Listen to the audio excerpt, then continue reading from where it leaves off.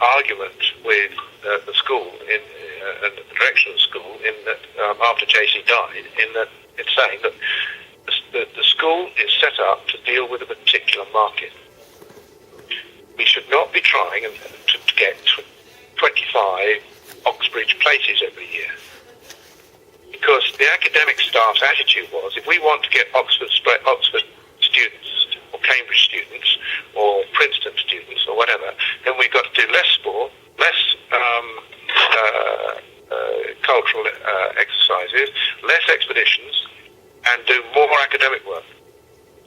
And I used to say, hang on a minute, that's not what the parents, or the majority of the parents, sent their children here for. There are all sorts of pluses that they've sent their children here for, and it's not because they need them to go to first-class university. But the answer from the academics was, well, that's what we're trained to do, teach people academically. And secondly, if a school's going to get a big name around the world, it's got to have first-class academic results. Now, you can understand that, but put yourself in the position of the majority of the parents at Aegon. Right? I don't know what position you were in when you went there, but this was the position of most of the parents they went on. They have a family, they have 2 or 3 children, and they are doing okay in private schools at home. And then there's a hiccup. One of them doesn't do quite as well as he should have done, or they're not fully as happy with the school as they thought they were going to be. They start looking around and they find Aegon. Aegon is 3 times as much expensive as it is to send them to a school at home. Now, elder brother doing very well at his school at home, going to go to Oxford or Cambridge, going to a first-class Ivy League university in the States, and so they're not worried about him. But little Johnny is failing, and they don't know what to do with him. Send him to the school in Switzerland, and he's going to pass his exams. Not only that, he's going to come out with all these life skills. He's going to come out having been through the cultural, the expeditions, the skiing, the sports, and everything else that goes with it. And so they send little Johnny to Aegon, knowing that he's going to get this regime where there's only 20 students in the class, and therefore he's going to get far more attention from the teacher. And the net result is that at the end of the school, he's going to come out with fairly good academic results. Not first class, but fairly good. Good enough for them to be able to send him to a very good school, very good college, either in the UK, States, or wherever they want to send them. And most of the students who did a international baccalaureate, plus the SAT tests, and got maybe 1 or 2 A-levels, were in a position to go to nearly any university that they wanted to in the world. And that was a particular strength of Aegon. But the academic staff were pushing to get more very high-flying academic students through the school to make an academic name for the school. And so a lot of the other things that went on or had to go on in the school got lost.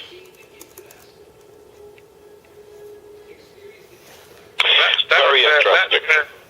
That's what is my theory and the way I saw it going in my last years there.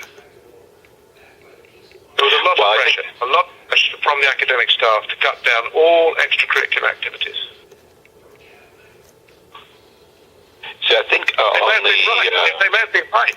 They may have been right that that's what was needed in order to keep the school going. On the other hand, you can't have everything. And if the market was changing and the parents were saying we don't need all this extracurricular activities, what we need is students to get through A-levels and GCSEs and IBMs and international baccalaureates and everything else, if that's what they wanted them to do, then maybe they were right. But it was a major change in the philosophy of the school, really. Is it still a JC school? Well, I've not been there, Steve, for a long time. All I know is what I heard at the reunion when I went in the summer, and what I heard a year ago, and what I've heard from different.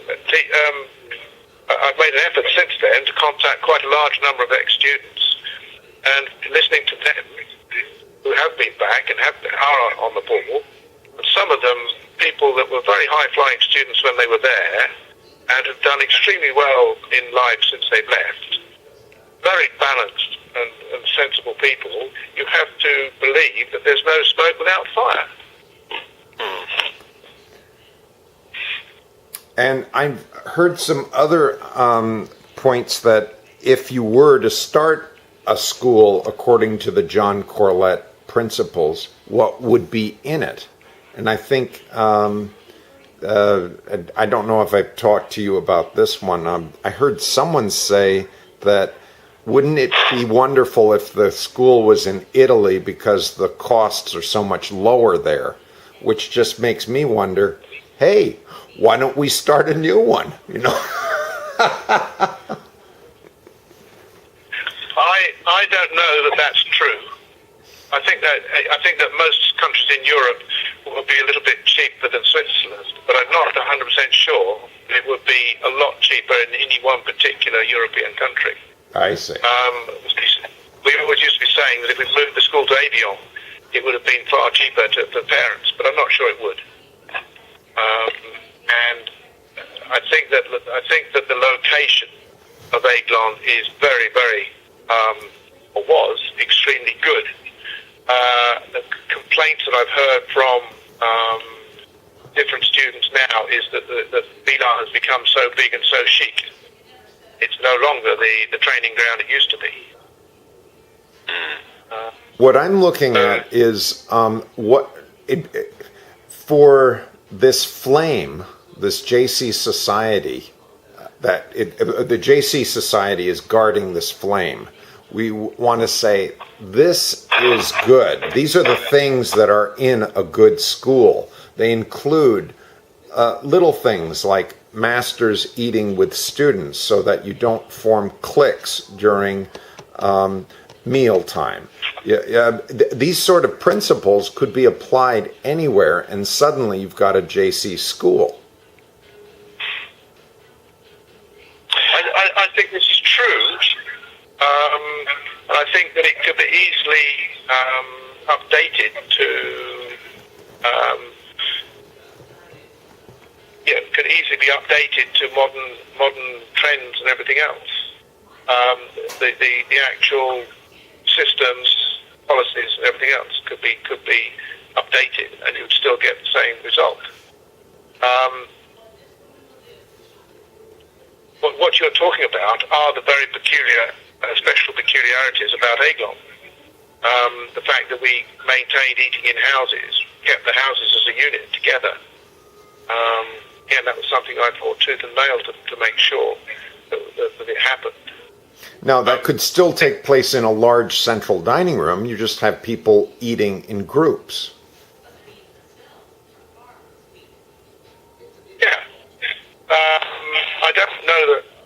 I don't know how that would work, but I do think the fact that students all ate with staff on a fairly regular basis was a very good way of maintaining relationships.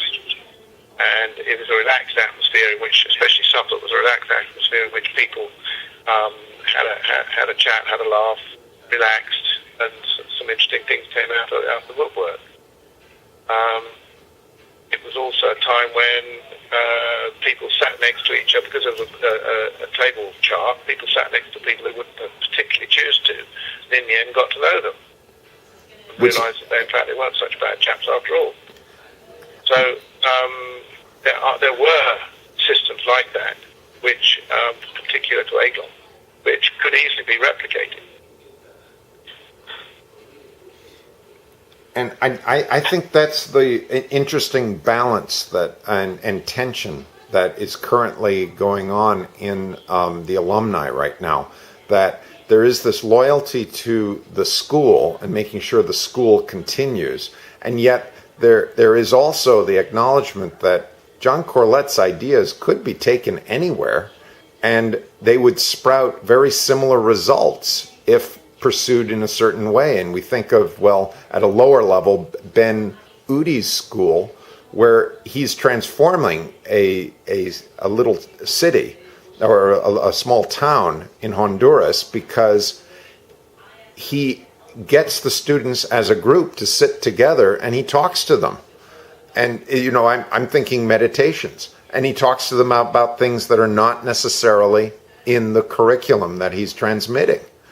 And so and then they would do things together. And sure, you can find these things in other schools as well. But I think the power of the JC Society is going to be in identifying procedures that were useful back in the 70s and those procedures that could be updated based on new research. Yeah, Steve, I think, just following what you're saying here, that the ability of the JC Society to create, develop